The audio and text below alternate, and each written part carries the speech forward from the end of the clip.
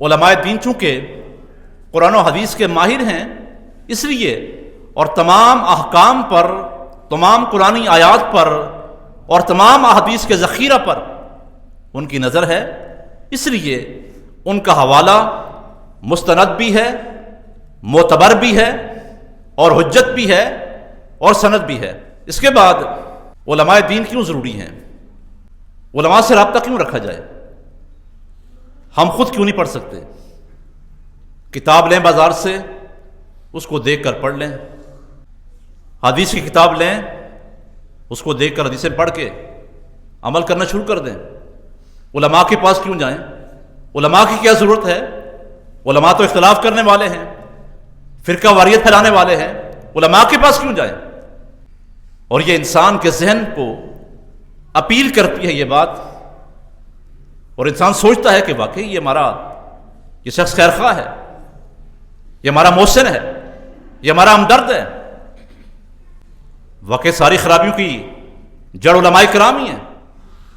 تو ایک وجہ کہ علماء کرام کے پاس کیوں جائیں، چونکہ علماء کرام دینی ذمہ داریوں کی ادائیگی کے اندر مرکزی رول پلے کر رہے ہیں، مرکزی کردار ادا کر رہے ہیں۔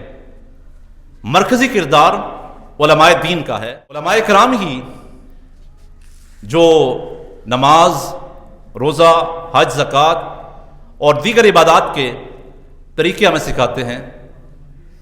نکاح کے معاملات ہوں، طلاق کے معاملات ہوں، کاروبار کے معاملات ہوں اور دیگر معاملات میں شریعت کے مطابق فیصلے کرنے کے اندر علماء کرام ہی کا مرکزی کردار اور رول ہے۔ ریاستی اداروں کے اندر بھی مذہبی رہنمائی کے لیے مشیر کے طور پر علماء کرام ہی موجود ہوتے ہیں۔ اور اس کے علاوہ ہمارے بچوں کو ناظرہ قرآن، حفظ، دین کی بنیادی باتیں سکھانے والے دنیا بھر کے اندر یہی علماء دین ہیں، جو ہمارے بچے کو انگلی پکڑ کر چلنا سکھاتے ہیں۔ دینی حوالہ سے رہنمائی فراہم کرنے کی اہم ذمہ داری علماء دین ہی ادا کر رہے ہیں۔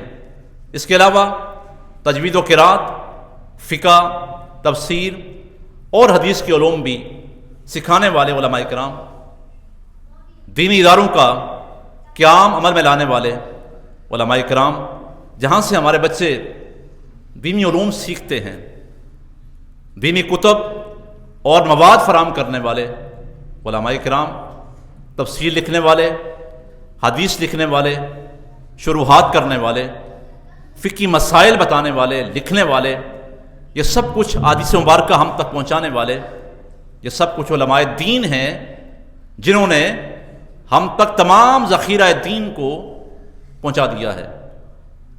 انہی کی کتابیں پڑھ کے ہم آج عالم دین بنتے ہیں، انہی کی کتابیں پڑھ کے ہم آج مفتی بنتے ہیں، قاری بنتے ہیں، مفسر محدث بنتے ہیں، شیخ الحدیث بنتے ہیں۔ جتنے بھی علوم ہم تک پہنچے ہیں، اس کے اندر مرکزی کردار ادا کرنے والی شخصیات علماء دین کی ہیں۔ قاعدے، قانون، اصول، ضابطے تمام تر بنانے والے قرآن و حدیث کی روشنی کے اندر علماء کرام ہیں۔ اسی لیے ہم کہتے ہیں کہ آج بھی سب سے بڑی اتھارٹی، سب سے بڑی سند اور حجت علماء دین ہیں۔ اور پھر ایک عام وجہ علماء دین ہی کیوں معتبر ہوں، کیوں مستند ہوں، کیوں حجت ہوں اور کیوں دین سیکھنے کا اور سمجھنے کا ذریعہ ہوں، اس لیے کہ علماء دین ہی تو دین کے محافظ ہیں۔ علماء دین دینی ورثہ کے محافظ ہیں۔ جب تک یہ موجود ہیں، قرآن کے اندر نہ لفظی تعریف ہو سکتی ہے اور نہ ہی معنوی تعریف ہو سکتی ہے۔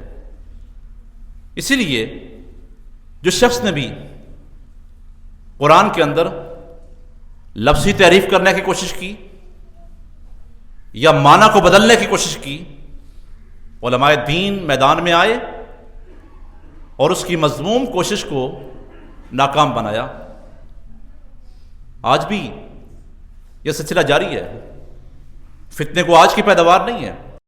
گمراہ کن تحریکیں ہر دور کے اندر رہے ہیں، لیکن ان فتنوں کے خلاف میدان عمل میں تعاقب کرنے والے، راستہ روکنے والے اور سد سکندری کا کردار ادا کرنے والے علماء دین ہی تھے، جنہوں نے امت کو آگاہ کیا کہ یہ فتنہ اس سے بچ جائیں، یہ گمراہی ہے اس سے بچ جائیں، یہ شخص آپ کو جہنم کی طرف لے کے جا رہا ہے اور شہد کے اندر زہر ملا کر آپ کو کھلا رہا ہے، پلا رہا ہے، اس سے بچ جائیں. عوام الناس کو کیا آگاہی، انہیں کیا معلوم، جنہیں قرآن کی ہر آیت پر نظر نہیں ہے، ہر حدیث پر نگاہ نہیں ہے.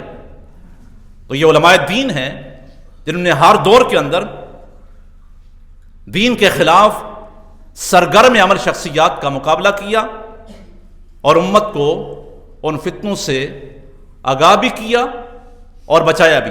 جس طرح ہر دور میں فتنے رہے ہیں، قادیانی، مرزائی، پرویزی، ذکری اور نیچری، معتزلہ، مرجئہ، خوارج، روافض، اور دور حاضر میں غامدی فتنہ، جیلمی فتنہ، جتنے فتنے ہیں ان تمام کے حوالے سے آگاہی دینے والے علماء دین ہیں. اس لیے ہر کس اور ناکس دین سکھانے کا اہل نہیں ہے، اور کسی کو بھی اجازت نہیں دی جا سکتی کہ وہ دین کے معاملات کے اندر اپنی رائے کو دخل دے، اپنی منمانی تشریح کو پیش کرے. بلکہ ایک روایت میں آتا ہے کہ آپ خود بھی غور کریں، محمد بن سیرین رحمۃ اللہ علیہ آپ فرماتے ہیں کہ ہر شخص دیکھے کہ وہ دین کس سے سیکھ رہا ہے. ہر بندہ غور کرے کہ وہ دین کس سے سیکھ رہا ہے، کس سے لے رہا ہے. کیا اس کی اپنی شخصیت ایسی ہے کہ جس کو مستند مان کر، معتبر مان کر اسے دین دیا جائے؟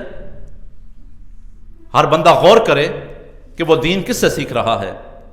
علماء دین سکھانے کا، سمجھانے کا اور اس کی تعبیر و تشریح کرنے کے مجاز ہیں، لہٰذا انہی سے رجوع کرنا چاہیے. اب سوال ہے علماء کو یہ اتھارٹی کس نے دی؟ علماء اس بات کے مجاز کیوں ہیں؟ تو غور کریں، علماء دین کو یہ منصب، یہ مقام، یہ مرتبہ، یہ شان خود اللہ رب العالمین نے عطا کی ہے. شریعت نے ان کو یہ مقام دیا ہے، اور علماء دین شریعت کے مقرر کردہ نمائندے ہیں. اس لیے ہم کہتے ہیں کہ علماء کی طرف ہی رجوع کرنا چاہیے، علماء دین کو ہی مستند اور معتبر ماننا چاہیے، انہیں کی طرف رجوع کرنا چاہیے. اور وہ بندہ جو آپ کو علماء سے، دیندار لوگوں سے دور کرنے کی کوشش کرے، متنفر کرنے کی کوشش کرے، میں نے کئی بار کہا ہر فتنے کو پرکھنے کے لیے، ہر شخص کی گمراہی کو جاننے کے لیے آپ ماضی کی تاریخ اٹھا کر دیکھ لیں. یہ کامن بات ہے تمام فتنوں کے اندر کہ وہ سب سے پہلے آپ کو علماء دین سے متنفر کریں گے، علماء دین سے بیزار کریں گے، علماء دین کی نفرت آپ کے دلوں میں پیدا کریں گے.